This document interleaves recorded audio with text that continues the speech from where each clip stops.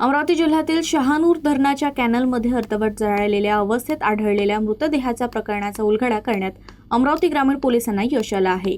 हा मृतदेह वर्धा येथील तरुणाचा असल्याचं निष्पन्न झालं असून ही घटना खून असल्याचं स्पष्ट झालं आहे. या प्रकरणी पोलिसांनी 6 आरोपींना अटक केली असून एका विधी संघर्ष बालकाला ताब्यात घेतलं आहे.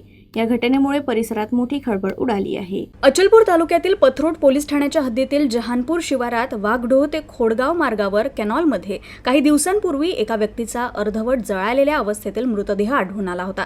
ओळख पटू नये यासाठी आरोपींनी मृतदेह जाळण्याचा प्रयत्न केल्याचं प्राथमिक तपासात उघड झालंय.